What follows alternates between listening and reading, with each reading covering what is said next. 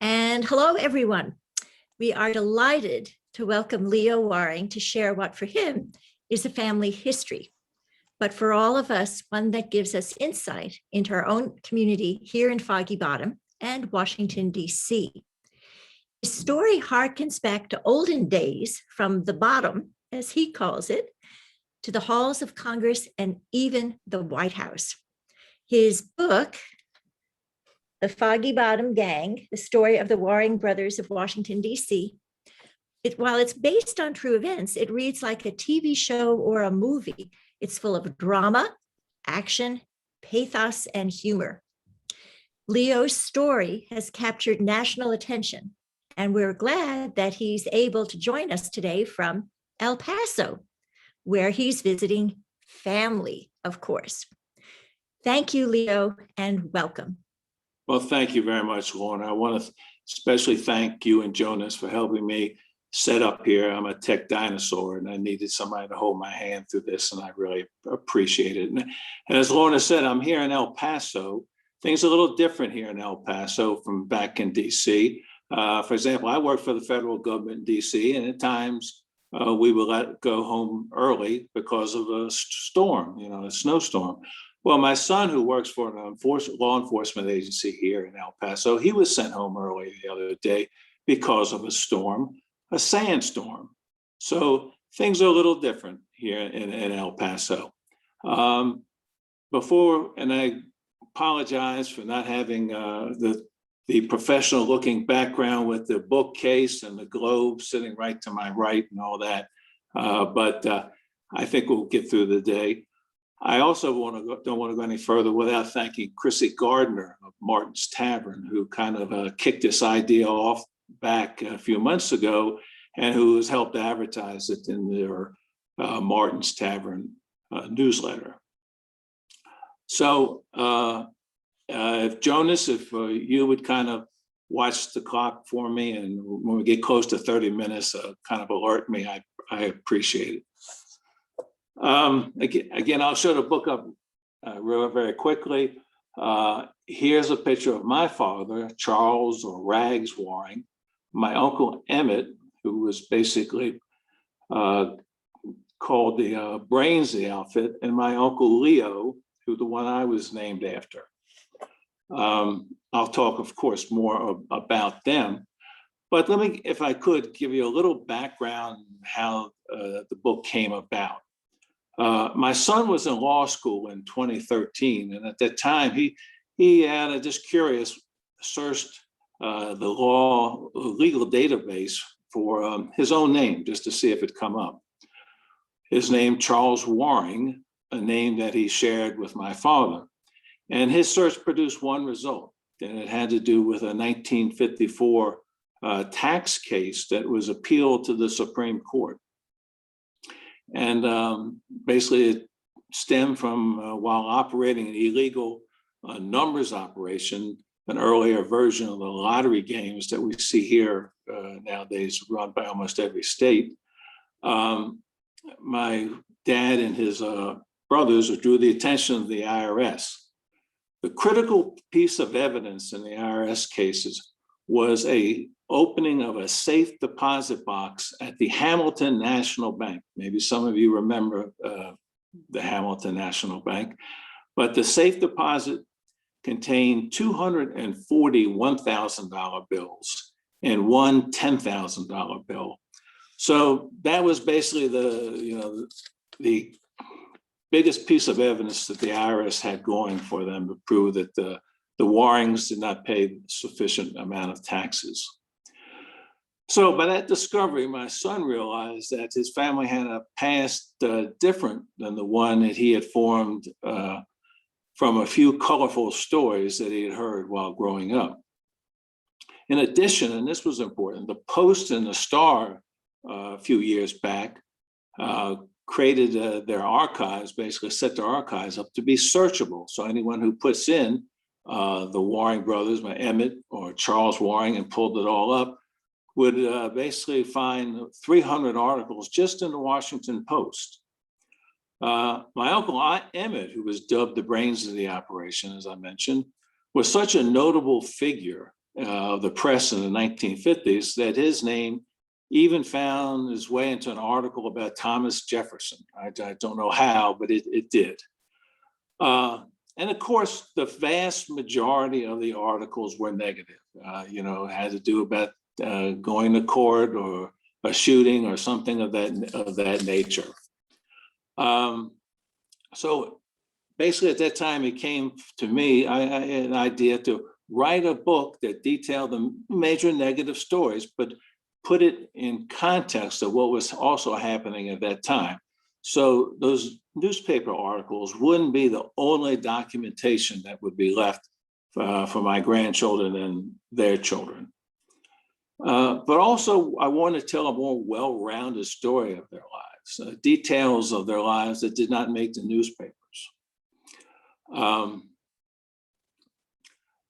I had originally started to poke around in the archives of the multiple newspapers that the DC had. And if you go back to the 30s, not only did they have the Post and the Evening Star, but they had the Times and the Herald, which later became the Times Herald. And of course, the Post bought the Herald.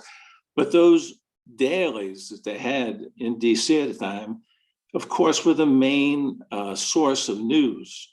This is before television and internet, and even radio was a bit new in those days. So I went down to the Martin Luther King Library and started poking around, even before they became searchable online. And I got the old microfilm copies, and you put those microfilms in those machines that they had then, and you turn them around. And one of the negative things about that is, somebody who is interested in history like myself, I found it not the most effective way to search on a single topic, because I get distracted by other things that appeared in the news during that time, and had stopped to read those. The one thing I always came away with that hit me is some of the family tragedies that were detailed in the papers back then. You always wonder, how did the rest of the family carry on? And in my book, there is one family tragedy that's not directly to do with my family that is in it. You also will see in there, and you wonder what happened to that family. Although I've written quite a bit on the job that I had at the Treasury Department, memos and emails, etc., I felt like I needed to take a couple writing courses online, and I did that. And I learned some things I didn't know or didn't emphasize before. And one of them was about developing hooks at the end of one chapter that would bring the reader into the next chapter, and also developing a short, concise hook for the book itself to go on the back of the book. And as you will see there, the hook for the book was that in a town of lawmaking, three brothers thrived in law breaking. Something that I'm not all that comfortable with in the book, but I guess it helps set sales. So, and then it was, and I don't want to go into all that, but it was a delicate balance trying to write stuff about my family. Should I just leave it buried in the papers, or should I resurrect it again and try to basically tell a more well-rounded story? And of course, I decided to do the latter. My first draft was written primarily for my family and my descendants. But when I showed it to a couple well-read friends, just to get their ideas of what they thought, they urged me to publish it. Well, I guess my ego got the best of me, and I proceeded to take steps to do just that. And one of the first things I did was hire an editor to look at my first draft. And one of the first things she did was to keep my draft more centered around the basic storyline of the three brothers. So she had me drop details about other family members to a large degree, and not to digress so much. The young lady who worked editor for me, very talented young lady, but I don't think she understands how much older people, I'm sorry, like myself, tend to digress at times. And I think we've all been either had to tell our spouse or be told by our spouse, other family members, to now get back to what you were saying, the story. And she had me drop some, but I had fun facts about the story. Some stayed in there, like the story about during one of their Warring Brothers trials, there was a big to-do about the Daughters of the American Revolution threatened to chain themselves to some of the cherry blossom trees down by the tidal basin that were going to be removed to put in the Jefferson Memorial. Story like that guy stayed in there, but she had me remove one thing. I wanted to kind of do this as a fun thing here, and because that was part of the why I wanted to make my book interesting at the same time a fun read. One of the things came out, and it's kind of, this is like if we could just play The Price is Right here for a moment. It was an ad I saw in the paper in the late 1930s for O'Donnell's restaurant. I think most of you all remember O'Donnell's. The original was down on East Street, and before it moved out to Montgomery County. And as a child, I specifically remember the treasure chest they had at there. As you left, if you did a good job with your meal, you got to pick one of the toys. And as a child, some of those cheap toys truly felt like you were getting buried treasure. They were nice. But if you went on to O'Donnell's on Wednesday, okay, and got the Fisherman's Platter on Wednesday, I'm going to tell you all that we got, and if we could get maybe perhaps 3 or 4 guesses about what this would cost when the waiter brought you your bill. So with the Fisherman's Platter, you would get clam soup, fried lobster, fillet of sole, a crab cake, fried scallops, French fried potatoes, and coleslaw, homemade rum buns. You know, most of the seafood restaurants in DC love to have those rum buns. Bread and butter, of course, and coffee, tea, or a glass of beer to wash it all down. I don't know if I'll be able to hear people, but any ideas how much your bill would have been when the waiter brought it to your table on Wednesday now? $4? Okay, I see $8 and something, $4 and something. And the other body want to take a guess? 99 cents. Okay. Wow. All right. The answer is 50 cents. Oh. So those kind of stories I wanted to put in there to show how we were talking about different times, certainly back in the 1930s. 1930s. Oh my God. Yeah, the late 1930s, to be specific. Okay. This was a special, though, on Wednesday. But let's get into a little bit of the synopsis of the book. I start the book off by describing how Foggy Bottom and Georgetown were quite different back then. It was quite more industrial-like, especially Foggy Bottom. They had the gas works and things of that nature. In fact, the whole city was a different city. If anybody grew up in DC, basically, and were here in the 40s and the 50s or anything, they know. The first person in my family to move the city was my grandfather, Bruce T. Waring, who I always surprise people by telling them he was born in 1869. I'm sorry. He and his wife, Julia, had 10 children. It seemed like they had one every 2 years, 5 boys and 5 girls. He was a strict disciplinarian coming from a rural background. And he was basically, demanded a lot. And especially from the boys, he was hoping, and I had this in the book, that he was hoping that his boys would help raise his business, which was barrel or cooperage business, and he would hope this business would help raise his boys. Well, when it came to the 3 last boys, especially Leo, Emmett, and Charlie, my dad at the very end, that didn't quite work as planned. Let's talk about the 3 brothers real briefly. There was Leo, born in 1903. He was dubbed kind of the hard worker. he would basically be responsible for processing most of the bets during the day. He would go into the quote office early in the day and stay there till late in the afternoon. There was Emmett, born in 1905, who was again the brains of the group. He was kind of strong, like a Napoleon type character, only 5'4", and his nickname behind the back was little man, or the little fella.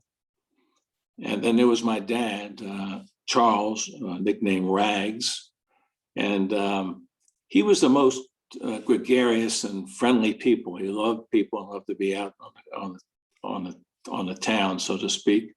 He also got in most trouble at the beginning, and some of them were involved shooting. And the Post liked to dub him Trigger Man of the gang. One time they dubbed him Genial Trigger Man, which I don't think those two words have been hooked together ever before. But he was the one person I wanted most to try to capture the other nature of him in real life. A little difficult. I didn't want to have me the only source of that, so I depended a lot on some of my friends who grew up with me and knew my dad very well, and to let them talk about him. They also had other people from Foggy Bottom in the gang, and very many of them were like Damon Runyon type of like figures. And if you read the book, you know what I'm talking about. A lot of nicknames in that group too. But why don't we talk about some of the locations that are in the books that are in specifically Foggy Bottom. First of all, the Bruce T., my grandfather, the home there at 26 and L on the corner, 3-story structure, white structure. The boys slept in the second floor, the girls on the third floor. It today is the home of the Embassy of Egypt's Defense Ministry. And it's right there, like I said, on the corner, 26 and L. I really didn't know myself that L Street, goes by Columbia Hospital and then jumps over Pennsylvania Avenue and has a very short life there before it ends, at least nowadays. And it's L Street and Pennsylvania Avenue is separated by a small park, very small, barely kind of concrete divider there. Moving up the street toward 25th Street, Frank DeMisa's barbershop that was there, that's detailed in the book. I don't know if anybody goes back far enough to remember Frank DeMisa. And then you have St. Stephen's, their church, which is still there. That's the church the family attended. And it's also the church when Emmett got older, he had supposedly held some of his meeting with police officials in the confessionals there in St. Stephen's. Washington Circle was mentioned in the book. My dad found out that whether someone was chasing him like the police or whether he was pursuing some rival gang, he didn't need to go around Washington Circle. He could go right through it. And back in those days, the cars sat up quite a bit. They weren't low to the ground like they are now. So a car could jump over those curbs without hitting bottom. And so there was a couple episodes, actually at a funeral, a wake that I attended, I was a motorcycle cop come up to me and told me a story how he was chasing my dad and he hit the curb and flew off his motorcycle and almost broke his neck. And he said it, and my dad and him were laughing about it like two old football nemesis getting together and having a good laugh. Also in the book is Snow's Court. I don't know how many of you all realize that, but that was a court, at least an alley dwellings that mostly by 1930 were inhabited by African Americans.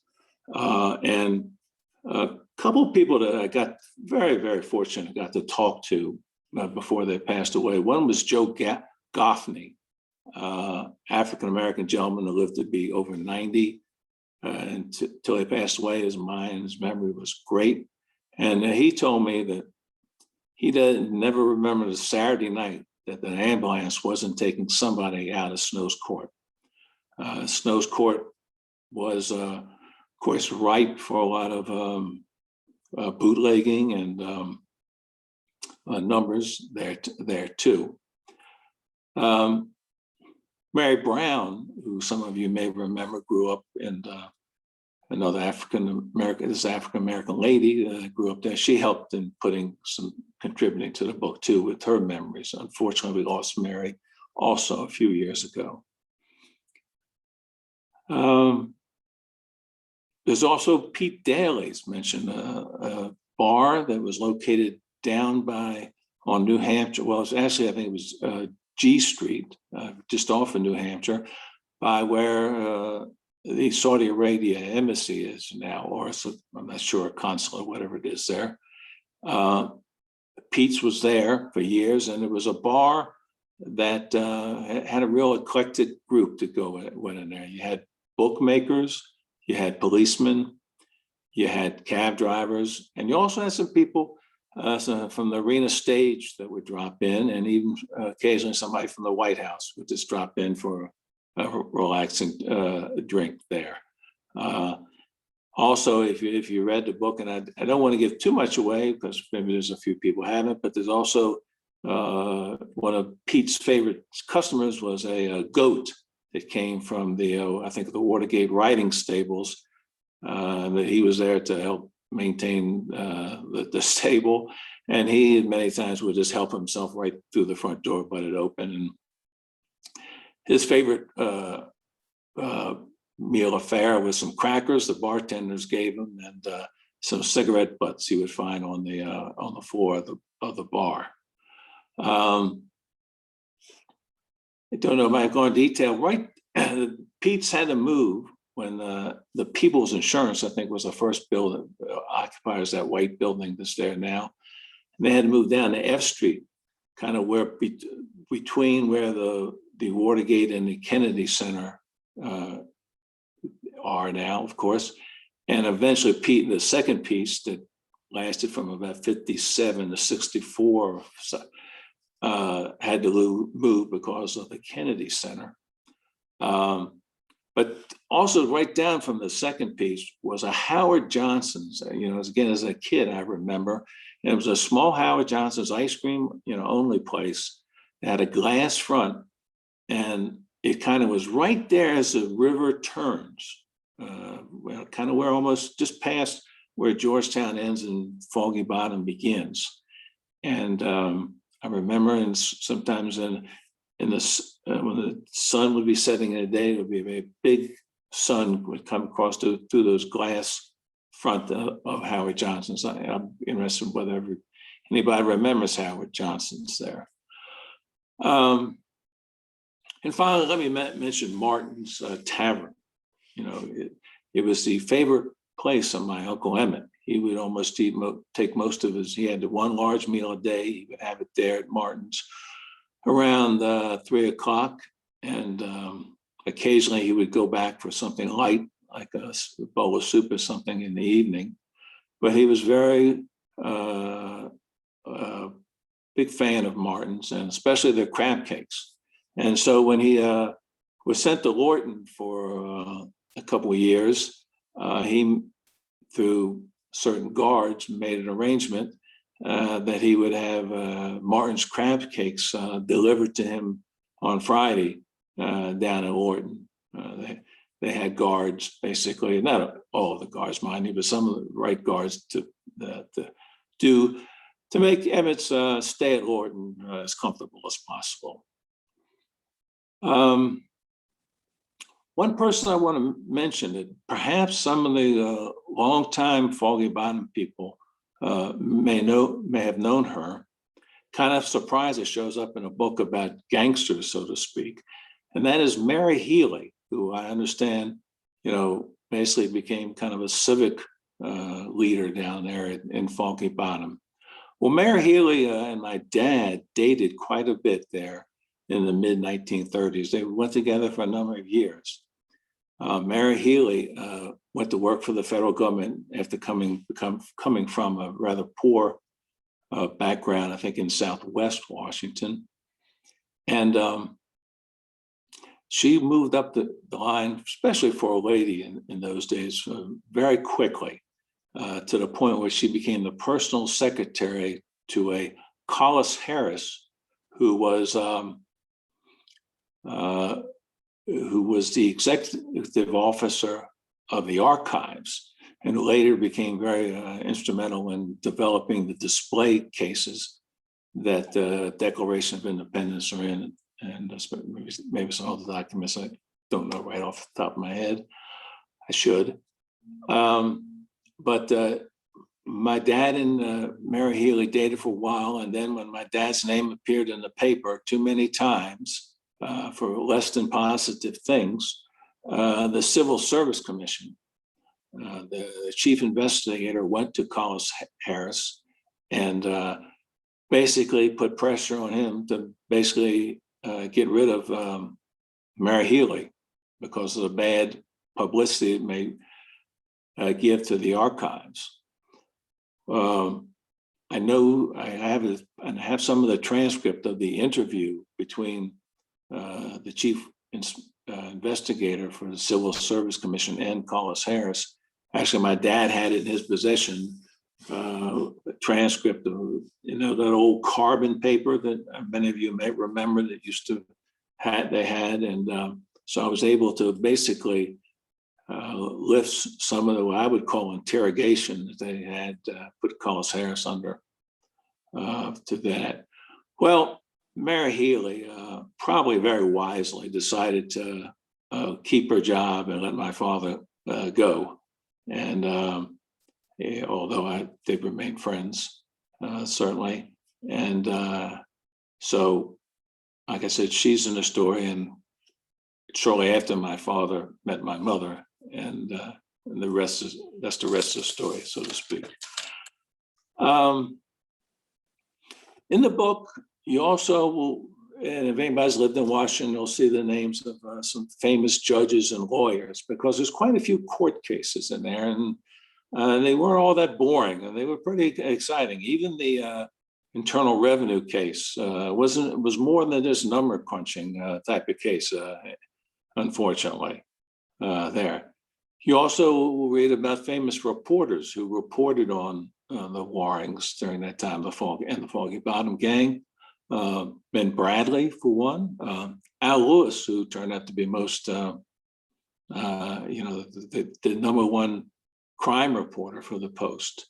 And actually, he and my Uncle Emmett became pretty good close friends, actually, because my Uncle Emmett knew that Al Lewis had a job, but he wouldn't do a hatchet job on him, and was very open to Al Lewis.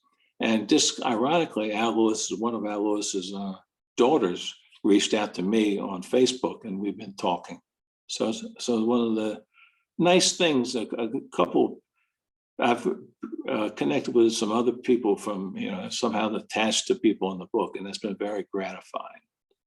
Also, congressmen and senators, as Laura mentioned, my Uncle Emmett had to go before House of Representatives Investigating Committee, and then finally a Senate Investigating Committee on crime in the district. And that was certainly, it was an interesting hearing in many ways. And one thing I detail in the book, some of the senators looking down their noses at Emmett while they were quizzing him about his activities, really had some misdeeds of their own in their own lives, and I detail that.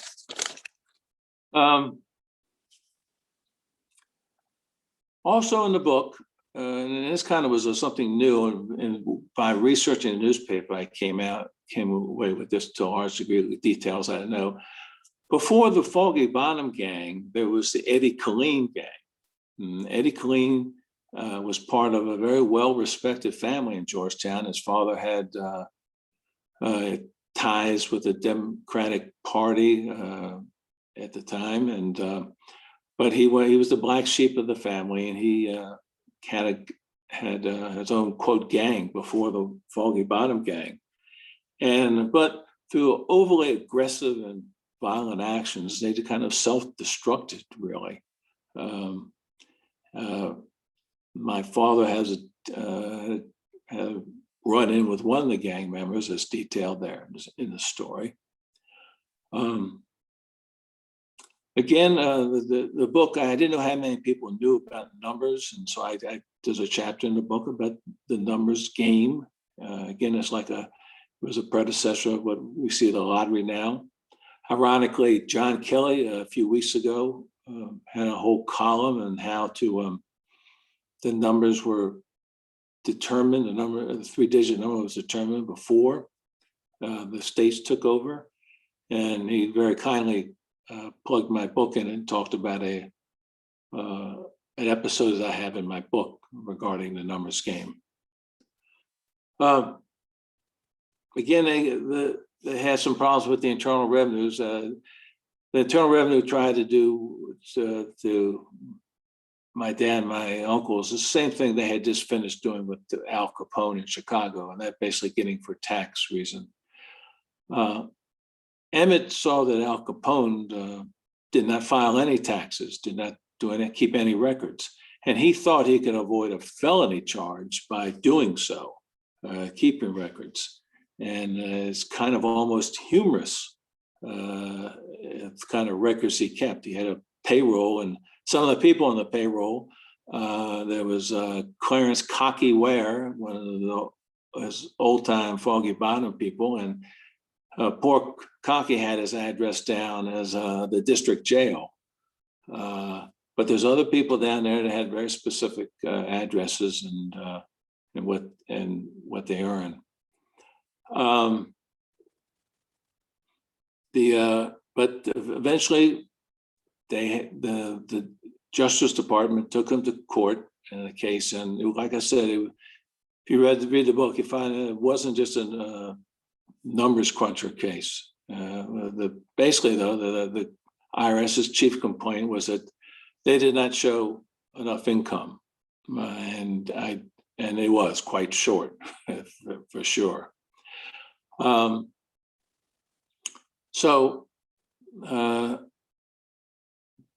The book also talks about, I mentioned earlier, about Emmett being in Horton, and there's some letters, quite a few letters that was retained by family members, a letter that Emmett wrote from Horton, and some of them are very interesting, to say the least. One time he inquired about a funeral for a Burns family, and I knew some of the Burns family that lived off 25th Street there in Foggy Bottom, and he asked about how the wake went and whether it was like Jimmy Flanagan's wake, where in the morning of the funeral they had to take more than the body of the deceased out of the funeral home.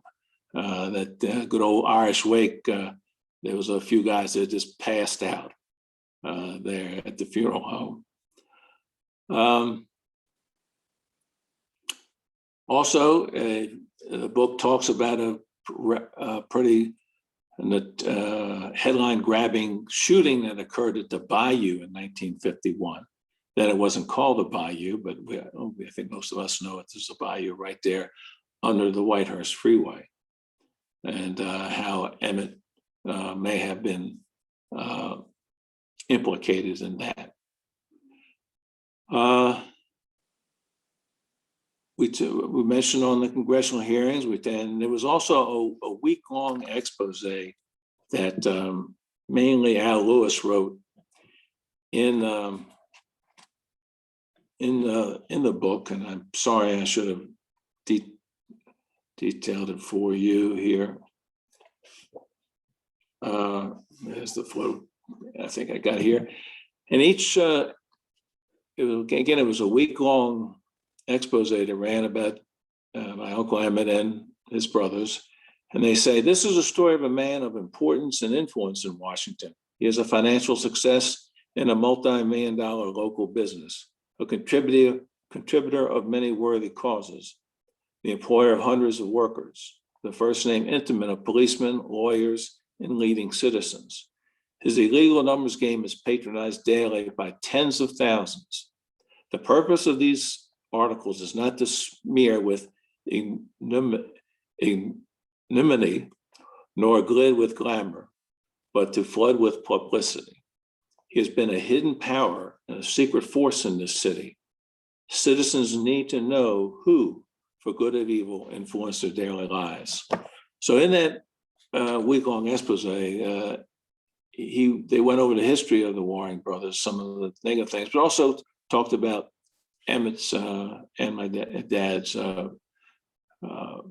gracious giving to people in need. That certainly was, and that was along religious lines too. They didn't give just to Catholic charities as they were.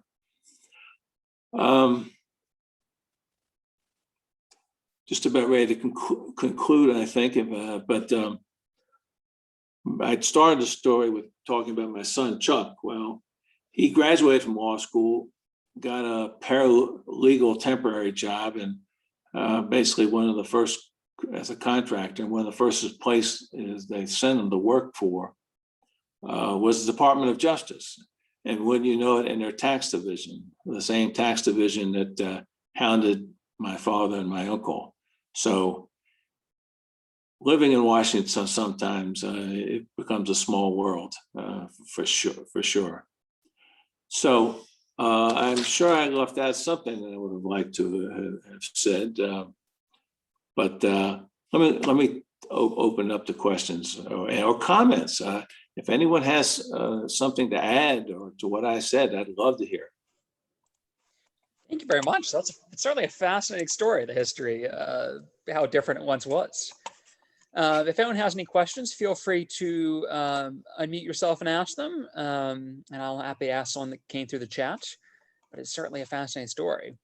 Question I had is how many of these stories did you know growing up, and how many of them did you just find out by researching the book? Well, you know, when I was young, I knew my dad was doing something because he continued to have some small books, and I said book, you know, I was in bookmaking books where I took bets, and you know, I had and I knew something wasn't kosher there, and so had you know, was given instructions that everybody asked you what your father does, tell him he's in the barrel business, which was a stretch. It was a family business, but by then he had moved on from working in barrels himself. As I got older, I actually helped my dad drive around to collect some monies in some neighborhoods. But I didn't, some of the extension, there was a lot I learned from the post, especially some of the shootings. I didn't know the details, some of that. Great, thank you. Lorna. Oop. No, my parents did not. Can anybody hear me? Give me a thumbs up if you can hear me. No, my parents did not live in Foggy Bottom. Just my grandparents did. And of course, my dad grew up there. We lived off of about a mile away from Georgetown Hospital, going toward between Foxhall Road and MacArthur Boulevard. Great. That was a great neighborhood, and Washington was a great place to grow up in those days. Yes, I can imagine. When you were growing up, was there a stain on your family or the sort of community because of the notoriety of your name, or had it mostly cleared by that point? Oh, I think a lot of people knew, but I never, had any kind of pushback from somebody or whatever like that. And of course, my dad was loved by all the people he met. As we got in, this is a part of me I mentioned, both my dad and my uncle, like many bookmakers during the time, basically they could no longer do what they wanted to do because of hounding from the police and the difficulty and things like that. And they did not die wealthy people by no means. And because a lot of stuff, they didn't know what to have anything to fall back on. My dad never had any other job. In fact, when he went into Georgetown Hospital for the last time, and he was going through the administrative office there to check in, the young lady there taking his information could not believe he did not have a social security number. She said, I never met anybody who didn't have a social security number. Well, he didn't because he worked for his father and then went on his own in bootlegging and numbers. Does anyone else? Burke, you want to ask your question? Yeah, would you like to say a little bit more about what Foggy Bottom itself was like back then? Was it a kind of a rough and tumble place, or? Well, again, I have to confess to a large extent, before they put up the Kennedy Center and or the Watergate, it wasn't all that eye pleasing. Certainly not in those areas. For sure, the gas works were still down there. The brewery, the Heinrich brewery was down there. So it was quite heavily industrialized at the time. Did you go to Foggy Bottom a lot because you didn't grow up in Foggy Bottom, but did you visit it No, a fair bit? No. Unfortunately, a few times visiting my grandmother there, or 26th and L, and then down there, going Pete Daly's. My dad wasn't really not that much of a drinker, but he loved to socialize, and so after church, somehow we found ourselves going to Pete Daly's on even on a Sunday afternoon. And there's a story I've heard that a guy came in from out of town on a Sunday afternoon or around noon maybe, and went into Pete's and asked for a drink, and the bartender said, well, we're not serving any alcohol yet because of the laws. Had to wait, I think, 2:00 maybe in the afternoon. And so I looked over and there was a group of men at a table having drinks. He says, well, what about them? I said, I'm sorry, sir, I can't serve you. He says, well, listen, tomorrow's Monday morning, I'm going to be in the chief of police's office first thing and tell them what you're doing here.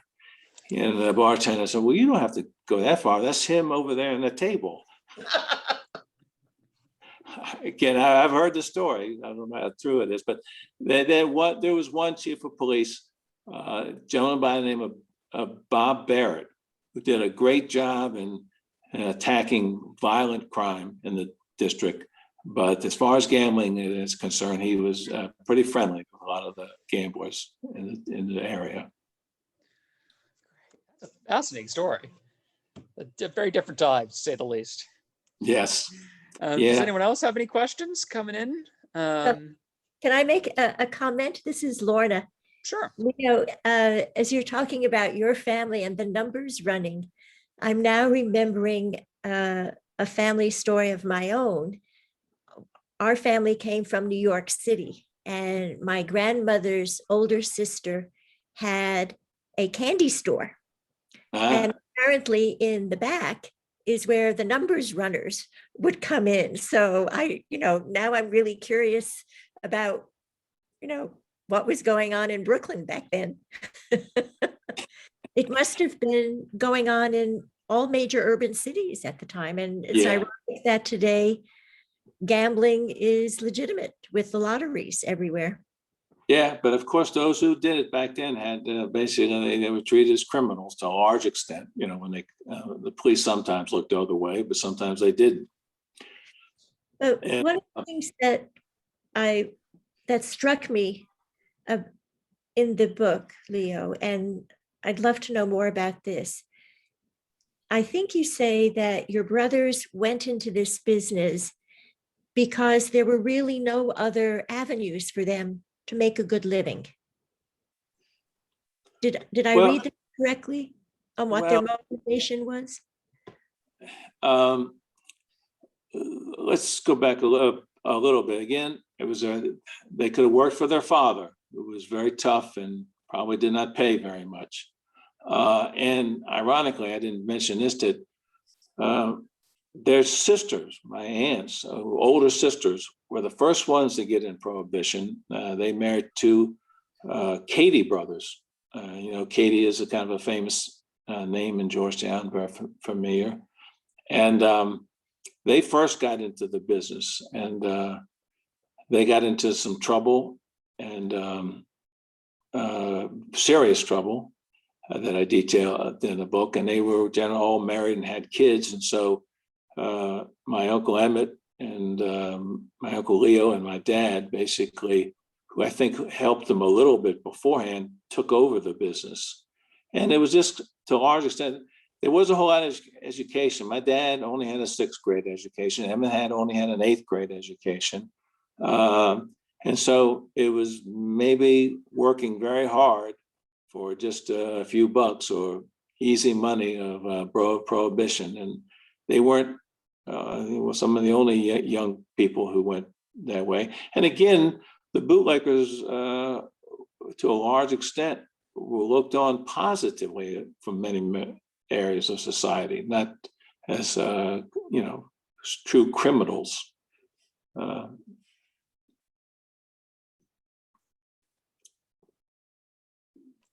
Great. Well, if there's no other questions, that's Lorna. May I add another anecdote? We do have a villager whose husband worked for Eliot Ness, Oh, of the Untouchables. And so, this history is fascinating, how it's still very local for us. yeah, yeah. Well, that was the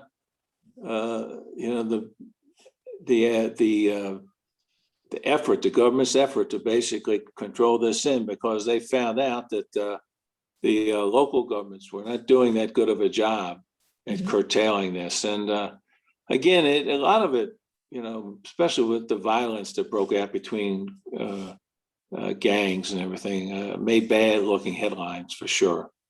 And so one of the ways they went after them was basically for tax. The guys weren't very smart. They should have paid more of their taxes. And then one last thing I'll comment is, I thought the name Mira Healy sounded familiar, and then I realized she lived in my apartment building. Oh, wow. It was At the off in New Hampshire? Potomac Plaza, right Potomac. at Potomac Plaza. She had a very large apartment. She was very much involved with Georgetown University and the community, as you mentioned. And, she was such a proper lady, but now she sounds Yes. more fascinating. Yeah. No, I met her a couple of times driving around. My dad saw her waiting for a bus a couple of times, and we gave her a lift. And so you are exactly right. She's very proper looking lady for sure. She was. Was her mom still alive when she lived in those apartments?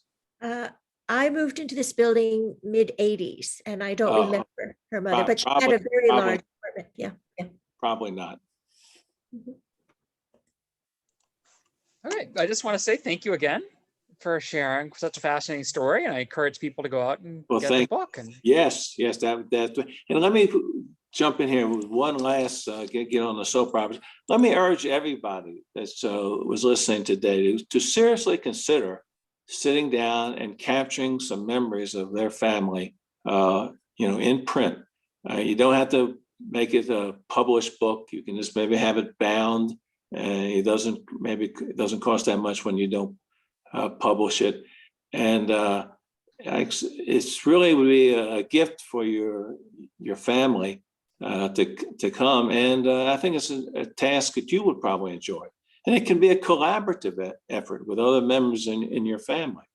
Because, a lot of these memories that are in our minds will soon, be gone forever unless we, don't put them down on paper.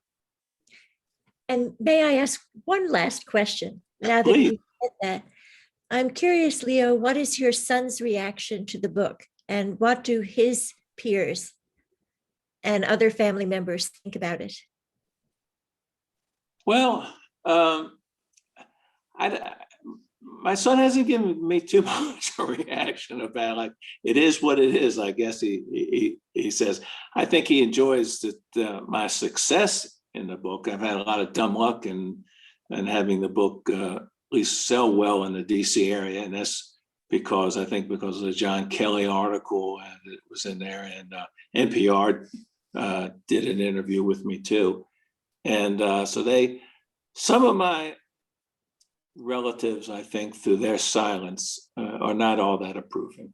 And it makes me sad because, not surprised, but it is a little disappointing, because it's a tough thing for me, Lorna, to go ahead and put all this out publicly again, dig up all this stuff, only to perhaps dress it up to the point where I think it tells a more truer picture than just the negative. Well, if I can offer a personal note, you've really made them very human. And I think sometimes we forget that even people in public life they're more complex than just what we see in newspapers. So I think you did a wonderful job. I thoroughly enjoyed the book. Well, thank you for saying that. I really appreciate that. I mean, that's the real satisfaction I get now, hearing people say that.